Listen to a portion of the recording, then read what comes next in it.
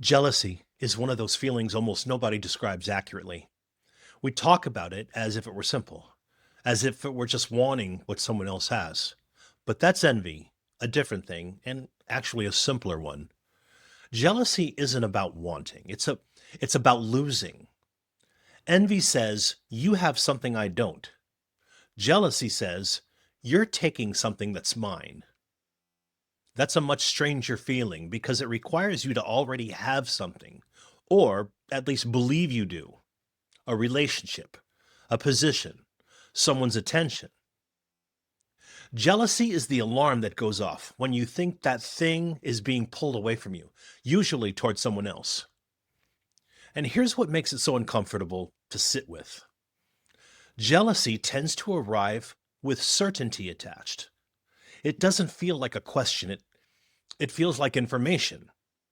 You don't experience it as, "I wonder whether something is wrong." You experience it as, "Something is wrong and I can see it." Most explanations stop about here. They'll tell you jealousy comes from insecurity or from childhood, and then offer you 5 ways to manage it. I want to do something different because the interesting thing about jealousy isn't what it is, it's what it does, how it moves. I want to give you a way of looking at this because it's the lens I'll use for the rest of this. I work in a framework I developed called psychological architecture. It reads psychological life across 4 domains: mind, emotion, identity, and meaning. Mind is how you interpret, emotion is what you feel, identity is who you take yourself to be, meaning is what any of it amounts to. The important part is that they aren't separate compartments, they're load bearing on each other. What happens in one doesn't stay there. And that's what we're about to watch. So, jealousy starts in the mind, not with a feeling, with a reading. Someone laughs a little too long at a joke that wasn't yours. A message goes unanswered for a few hours. Mind takes that fragment and builds it into something. They're pulling away. That's an interpretation. It might be right, but notice it arrived as a conclusion, not a hypothesis. And it doesn't stay in mind, it loads onto emotion immediately. What you feel isn't mild curiosity, it's a kind of pressure, a heat in the chest, a tightening, fear mostly, wearing anger's clothes. And in that emotional intensity, that does something specific. It makes the interpretation feel verified. We tend to treat the strength of a feeling as evidence for the accuracy of the thought that caused it. It isn't, but it feels like it is. Now, the pressure has to go somewhere, and it goes to identity. Because the question stops being, "Is something happening between them?" and quietly becomes, "What does it say about me that this could happen at all?" Not enough, not interesting enough, replaceable. That's the turn. Jealousy converts an observation about someone else into a verdict about yourself. And that verdict is intolerable. So meaning now gets recruited to relieve it. Meaning is where you decide what things amount to.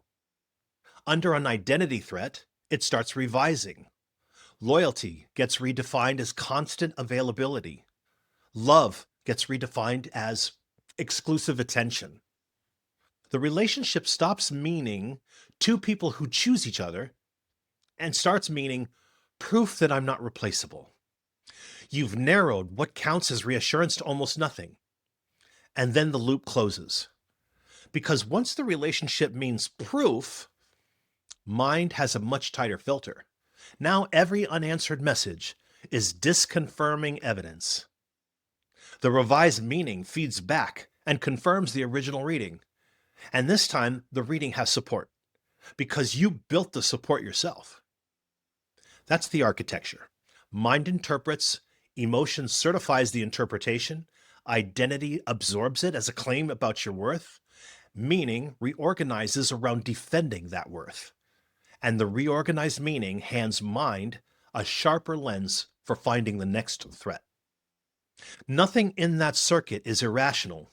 Each step follows sensibly from the one before. That's why jealousy is so hard to argue with from the inside, and why reassurance rarely resolves it. Reassurance addresses mind. The load is sitting in identity, which is why the useful question isn't, am I being jealous? It's, where did this become about me? Somewhere between noticing something and feeling certain about it, a reading turned into a verdict. Find that hinge, and you're no longer inside the loop. You're looking at it. That's what I mean by architecture. Not a feeling with a label on it, a structure with traffic running through it. If you want to go further into how these four domains work and what they explain beyond jealousy, I write about it at my website at profrjstarr.com. The videos are the entryway. The written work is where it all opens up.